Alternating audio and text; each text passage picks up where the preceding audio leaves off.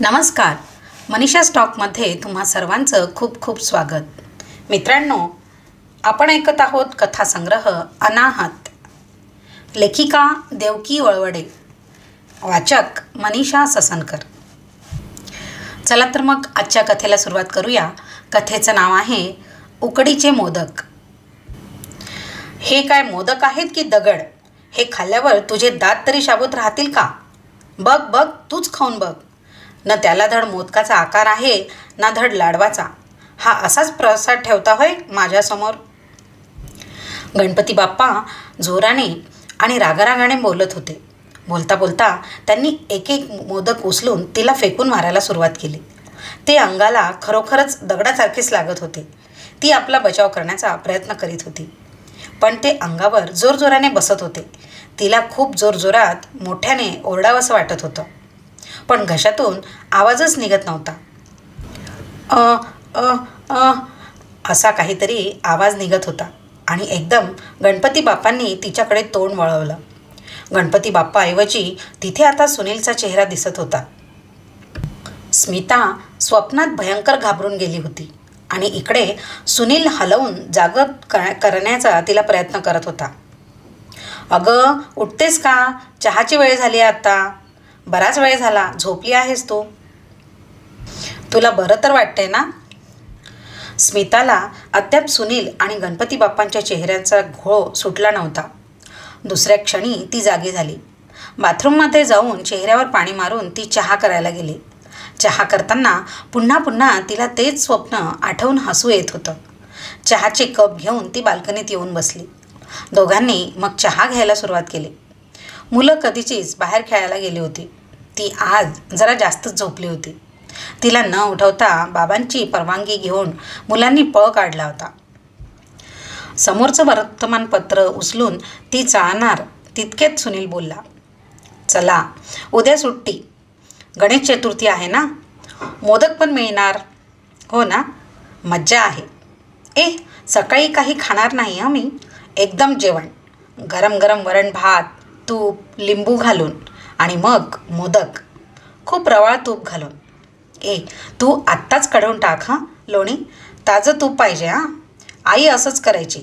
आदल्या दिवशी संध्याकाळीच कढवून ठेवायची, मग सकाळी घाई होत नाही, असं ती म्हणायची. चहाचे घुटके घेत तो बोलत होता. स्मिता त्याच्या हारवण्याकडे कौतुकाने पाहत होती. त्याच्या बोलण्यावरून आत्ताच त्याच्यापुढे ताट वाढलेलं असावं असं वाटत होतं. तो एकदम रमला होता. मोदकांचा आस्वाद घेत होता. आता मात्र तिचं हृदय धडधडू लागलं. प्रेमानं नव्हे, उकडीच्या मोदकांच्या नावानं. बापरे, आली का चतुर्थी? ती मनाशीच बोलली. मग त्याला म्हणाली, यावर्षी आपण तळून करूयात का? उकडीचे नकोत. ते तर दरवर्षी होतातच. माहेरी आईकडे तळलेले असायचे. यावर्षी माझ्या आवडीचे खाऊया का? चालणार नाही. उकडीचेच हवेत. तुझ्यासाठी तू हवे तर वेगळे कर, पण तांदळाचं पीठ तयार नाही. आता कसं? मोदकापासून सुट्टी मिळावी म्हणून तिने मुद्दामच दळून आणलं नव्हतं. अरे मग का केलं नाहीस? उद्या चतुर्थी आहे हे माहिती होतं ना तुला, आणि मला उकडीचे आवडतात हेही तुला माहिती आहे. ते काही नाही, उकडीचेच हवेत. पीठ नसलं तर आत्ता दळून आणूया. तांदूळ नसले तर चक्क विकतच पीठ आणूया. चल आत्ता जाऊया. आणि तो खरोखरच कपडे बदलायला गेला. एखाद्या लाडवलेल्या लहान मुलांसारखं त्याचं ते बोलणं वागणं पाहून तिला मजा वाटत होती. हसू पण येत होतं. पण हे काही नवीन नव्हतं. दरवर्षी चतुर्थी आली की आदल्या दिवसापासूनच त्याला त्याचे वेध लागत असत आणि तिला त्या मोदकाचं प्रचंड दडपण येत असत. तिला ते तितके चांगले जमत नसत. एकटी असली तर ती ते टाळायचा प्रयत्न करी. सासूबाई असेपर्यंत तिला स्वतंत्रपणे करण्याची वेळ आली नाही. त्या असताना ती त्यांच्याबरोबर करू लागे. तिला ते उकडं काढण्याचं प्रकरण जमतच नसे. कसं तरी करून ते मोदकाला जन्माला येत. पण नव्या नव्या बायकोने काही केलं तरी ते चांगलं लागत असल्यामुळे आणि प्रेम आंधळं असल्यामुळे सुरुवातीला ते प्रश्न तितकेसे उद्भवत नव्हते. हे सगळे प्रश्न नंतरच येतात. आधीचं प्रेम कौतुक नंतर तितकंसं टिकत नाही. सगळे पांघरलेले बुरखे नंतर गळून पडतात आणि मग खऱ्या प्रेमाला सुरुवात होते. तसंच आता व्हायला लागलं होतं. तसा उत्कृष्ट सारण करण्याचा तिचा हातखंडा. त्या बाबतीत सासूही मोठं कौतुक करी तिचं. अनेकदा त्या सारण करण्याचं काम तिच्यावरच सोपवून देत. ते उत्तमच होई, कारण त्यात नुसतं साखर खोबरं नसे, त्यात बरंच काही चांगलं चुंगलं घातलं जाई. कधी खवा, कधी पेढे, बर्फी कुस्करून, थोडे काजू बेदाणे, बदाम आणि स्वाद वाढविण्यास केशर आणि वेलदोडे, असं सगळं जिन्नस घातल्यावर चांगलं का नाही लागणार. कधी वेगळं म्हणून घरात आटवून ठेवलेला आमरस तर कधी गुलकंद याचाही प्रयोग होत होता आणि मोदकांना एक न्यारी चव येत असे. पण सर्वात गडबड असे ती उकडीची. ती बिघडली तर त्या मोदकाचा आकार नीट जमतच नसे. ते फुटत, सारण बाहेर येई, चिरा पडत, अनेक प्रकार होत. त्यामुळे एकटी असताना उकड काढायची म्हटली की तिचा जीव वरखाली होई. त्या कल्पनेनंच तिला टेन्शन येई. त्याचा परिणाम म्हणजेच उकड अधिकच बिघडे. मग पुन्हा दुसरी उकड काढावी लागेल. हे देखील सासूनेच सांगितलं होतं. उकड जास्तच बिघडली तर सरळ दुसरी काढायची. खराब झालेल्या उकडीवर जास्त वेळ घालवायचा नाही. तिला मजा वाटे त्या पुढे सांगत. अगं, कित्येकदा मी देखील माझ्या सासूची नजर चुकवून बिघडलेल्या उकडीचे गोळे हळूच कचऱ्याच्या डब्यात टाकून येत असे. अनुभवानं शिकत गेले. तेव्हा तू काळजी करू नकोस. फारच बिघडली उकड तर दोघे मिळून टाकून येत जाऊ. हे उकडीचे मोदक होण्यापूर्वी स्मिताला फार त्रास देत. पण मोदक बिघडल्याचं तिला तितकं वाईट वाटत नसे, जितकं त्याचा तो मूड खराब झाला की वाटे. सुनील घरात सर्वात लहान असल्यामुळे सर्वांनीच त्याचे फार लाड केले होते. त्यामुळे कधी मनासारखं झालं नाही की तो फार नाराज होई. सणासुदीला त्याला तसंच जेवण आवडे जे पहिल्यापासून घरात होत असे, अगदी ब्राह्मणी पद्धतीचं. आधी गरम गरम वरण भात, तूप, मीठ, लिंबू घालून, सोबत एखादी भाजी, कढी किंवा आमटी, आणि नंतर पक्वान्न, सोबत ताजं रवाळ तूप. आणि हे सगळं जर ठीक झालं नाही तर तो अजूनही एखाद्या लहान मुलांसारखा फुरगंटून बसे. जेवणाच्या ताटावरून उठून जाई, नाहीतर दूध ब्रेड खाऊन झोपून जाई. सगळा दिवस मग अबोल्यात, धुसफुसण्यात जाई. सगळ्या सुट्टीची आणि सणाची मजाच नाहीशी होई. तिला ते कसं तरीच वाटे, ओशाळल्यासारखं होई. लग्नानंतर हे सगळं करण्यात, त्याची आवड निवड माहिती होण्यात थोडा वेळ गेलाच, कारण ती वेगळ्या वातावरणातून, वेगळ्या घरातून आली होती. हे सगळं तिला नवखं होतं, वेगळं होतं. पण पुढे तिने हे सगळं शिकून घेतलं होतं आणि नंतर प्रत्येक सणाला ती सुनीलला आवडेल असंच व्यवस्थित जेवण करी. तिला शिकायची आवड होती. सासूकडून तिने बरंच काही शिकून घेतलं होतं. अनेकदा गप्पा मारताना तिने सासूकडून नवऱ्याबद्दल बरंच काही ऐकलं होतं. त्या दोघींच्या आवडीनिवडी जुळत असल्यामुळे त्या सासू सुनेच्या नात्याला एक सुरेख चंदेरी किनार लाभली होती. एकदा बोलताना त्या म्हणाल्या होत्या, हा मुलगा अगदी बेदाणा आहे बघ. आधी मित्रमंडळ खूप, आणि सगळ्यांना जेवायला बोलवायची ही दांडगी हौस. असाच 8-10 मित्रांना अचानक जेवायला घेऊन यायचा आणि 5-10 मिनिटांनी झालंय का म्हणून विचारायला आत यायचा. आता 5 मिनिटात 8-10 माणसांचा स्वयंपाक सांग कसा होणार? आणि या बेदाण्याला कोण शिकवणार आणि कोण सांगणार? वारंवार त्यांचा तो बेदाणा शब्द ऐकून एकदा अनवधानानं तीही सगळ्यांसमोर सासूसमोर बोलून गेली होती, ह्या तुमच्या बेदाण्यासाठीच सगळं करावं लागतं. आणि सगळे हसल्यावर मगच तिच्या लक्षात आलं होतं आपण सगळ्यांसमोर काय बोलून गेलो होते. पण एक मात्र होतं, सुनील चवीने जेवणारा होता. जेवण उत्तम झालं, विशेष म्हणजे त्याच्या मनासारखं झालं तर अगदी मनापासून दाद देत असे. करणाऱ्याला अगदी धन्य वाटावं, सगळ्या श्रमाचं सार्थक व्हावं. पण बिघडलं तर सरळ तोंडावर सांगणं, मग मागचा पुढचा विचार नाही.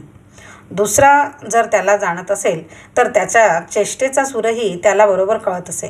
पण नवखी व्यक्ती असली तर तिला साहजिकच राग आल्याशिवाय राहत नसे. तिला आठवण आली त्यांची स्नेही सुधा रमेश यांच्या घरची. सुधाच्या घरी पार्टी होती. सुधाने कसला तरी नवीन पदार्थ केला होता. लोकांना आग्रहाने ती खायला घालत होती आणि वारंवार विचारत होती, अहो ओळखा ना कशाचं केलं आहे ते. खरं तर त्यात खूपच मीठ पडलं होतं. इतर कोणी काही बोललं नाही. एखादा माणूस अशा वेळी गप्प राहील, पण नाही. सुनीलने चेष्टेच्या सुरात सरळ सांगितला, मी सांगतो, अगदी सोप्पं आहे. अहो, मिठाचा केला आहे. आणि प्रचंड आशा पिकला होता. सुधा खूप चिडली होती. तिला सुनीलच्या स्वभावाचा अंदाज नव्हता. हा चेष्टा मस्करी करणारा प्राणी आहे याची कल्पना तिला नव्हतीच. ती रागाने पुन्हा येऊ नका आमच्याकडे असं काहीतरी म्हणायला जाणार, तोच तिच्या नवऱ्याने सुरेशने तिला डोळ्यानेच गप्प राहण्याबद्दल खुणावलं होतं. ते आठवून तिला आताही तितकंच प्रचंड हसू आलं होतं. तेवढ्यात सुनील तयार होऊन बाहेर आला. तिला अद्याप तेथेच बसलेली पाहताच तो रागवलाच. हे काय, तू अद्याप तयार नाहीस? जायचंय ना आपल्याला? सगळ्या आठवणी ती हे पार विसरून गेली होती. अरे हो, आत्ता होते मी तयार म्हणत चहाचे कप उचलून ती कपडे बदलायला आत गेली. सकाळी ती लवकर उठली. पूजेची तयारी करायची होती.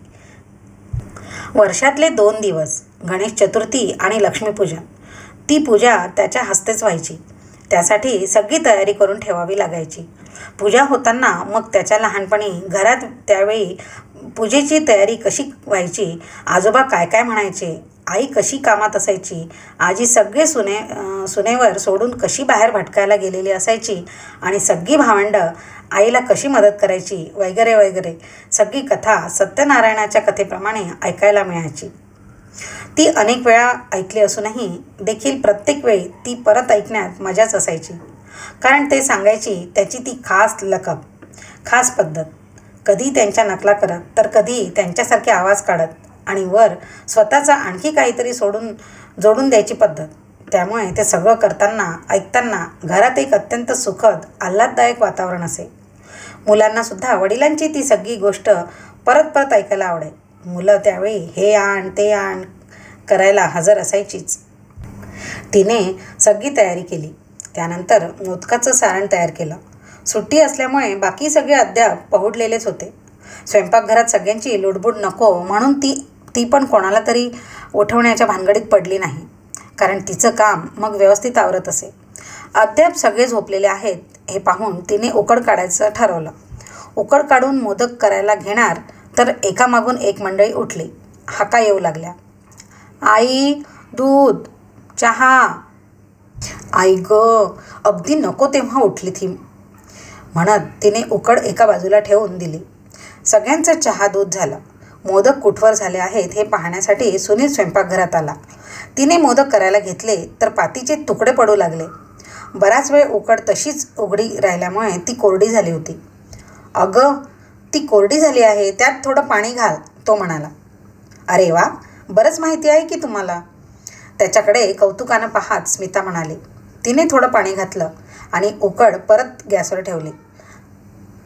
मग आई असं करायची तसं करायची ही कथा थोडा वेळ ऐकावी लागली. चल, मी करून बघतो म्हणून त्यानेही मोदक करायला सुरुवात केली. तिलाही नवऱ्याचा उत्साह पाहून हुरूप आला. पण मोदक जमतच नव्हते. पातीचे तुकडे पडत होते. त्याला एकदम आठवण झाली. कालच्या मासिकात की वर्तमानपत्राच्या पुरवणीत मोदकाची कृती वाचल्याची. तो लगेच वर्तमानपत्र घेऊन आला. हां, आता कर. 1 वाटी पाणी, चमचाभर तेल. ते सगळं झालंय. आता सांगा पुढे काय ते. नंतर पिठाचे छोटे छोटे गोळे करायचे. 1 गोळा हातात धरून तो कृती वाचत होता. इकडे स्मिता करत होती. पण मोदक आकार घेतच नव्हते. त्यात वाचन चालूच होतं. आता त्याला छानसा आकार द्या. बऱ्याच वेळा प्रयत्न करूनही मोदक जमेना. तेव्हा ती वैतागली आणि म्हणाली, त्यांना लिहायला काय जातंय, इथं करायला या म्हणावं, मग समजेल. करताना येणारे इतर प्रॉब्लेम कोणी लिहित नाही. मला पुस्तकी ज्ञान नकोय. ज्या बाईनं पहिला मोदक बनवला तिला बहुतेक इतर काही काम नसावं. माझ्यासारखं नोकरी करून बाहेरचं काम आणि घरचंही काम करून मोदक करत बस म्हणा, मग कळेल. तिचं चिडणं बघून तो खळखळून हसू लागला. ती मग आणखीनच चिडली. इथून बाहेर जा बघू, आंघोळ कर आणि पूजा कर आधी. पण नैवेद्याचं काय? जाता जाता तिला चिडवत तो म्हणाला. नुसतं सारण नाही तर सारणाचे गोळे नाहीतर मैद्याच्या आवरणात तळलेले तिने लहान मुलांसारखी जीभ वेडावून दाखवले. तो आंघोळीला गेला. तिने आता दुसरी उकड काढायचा प्रयत्न केला. तिचा राग अद्याप शांत झालेला नव्हता. पहिला मोदक बनवणाऱ्या बाईचा अद्यापही मनातल्या मनात उद्धार होत होता.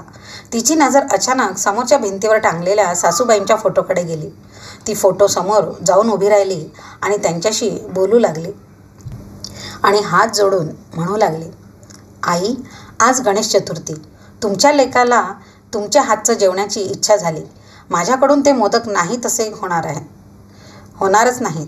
तुम्ही असं करा ना, जिथे कुठे असाल तिथे माझा आवाज नक्कीच ऐकू येत असेल तुम्हाला.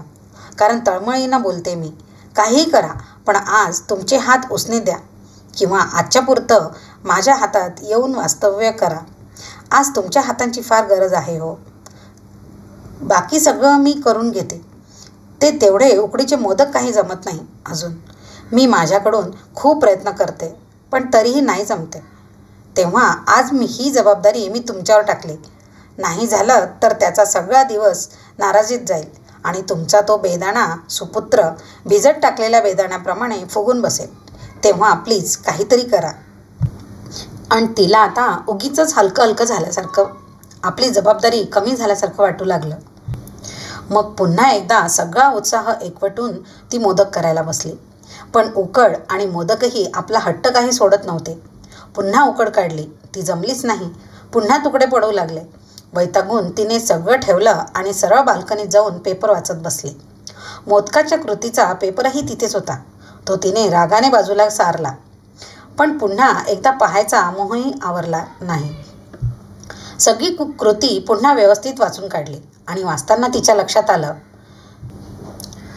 उकड नीट मळून घ्यायचं काम तिने केलंच नव्हतं. कुकरची शिट्टी वाजली म्हणून ती स्वयंपाकघरात गेली. गॅस कमी करून तिने पुन्हा एकदा उकडीची नजर टाकली. शेवटचा प्रयत्न म्हणून चला जमतील तसे करूया असे म्हणत तिने उकड चांगली मळून घेतली आणि मोदक करायला सुरुवात केली. आता काय पातं चक्क छान जमू लागली होती. आता तिचा चेहरा देखील मोदकाच्या पाकळ्यांप्रमाणे फुलू लागला. तिला एकदम उत्साह आला. पाहता पाहता भराभर मोदक तयार झाले.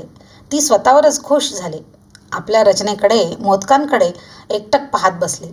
आनंद चेहऱ्यावरून ओसंडत होता. एवढ्यात सुनील तयार होऊन पूजेसाठी तेथे आला. मोदक पाहताच एकदम ओरडलाच, अरे वा, जमले की मोदक. गणपती बाप्पा मोरया. पोरांना आवाज गेला. चला रे, आज मोदक मिळणार आपल्याला. भराभर पूजा झाली. जोरदार आरती, नैवेद्य झाला चांगला 21 सुरेख मोदकांचा. आता सगळ्यांनाच भूक लागली होती. थाळीतले मोदकही पानात जाण्यासाठी आपला नंबर लावू लागले. जेवणाची तयारी झाली. पानं घेतली गेली. सगळी आपापल्या जागेवर जाऊन बसली. वरण भात संपवून सुनीलने पहिला मोदक खाल्ला आणि मनापासून दाद दिली. वाह, बेस्ट, मस्त झालेत मोदक, अगदी आईसारखे. आई असायला पाहिजे होती. आज खूप कौतुक केलं असतं तिने तुझं. तूपही छान कणीदार झालंय. चांगले तर झालेत मोदक. उगीच चेहरा पाडून बसते आणि मग माझाही मूड घालवते. तिचा चेहरा खुलला. एका मोदकाचा तुकडा तिने खाऊन पाहिला. छानच झाला होता. हळूच तिने सासूबाईंच्या फोटोकडे पाहिलं.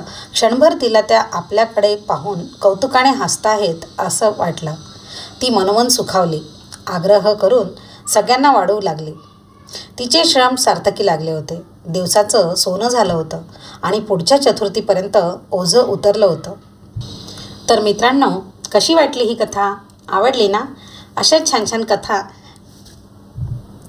ऐकण्यासाठी आपल्या मनीषा स्टॉक चॅनलला लाईक, शेअर आणि सबस्क्राईब करायला विसरू नका. धन्यवाद.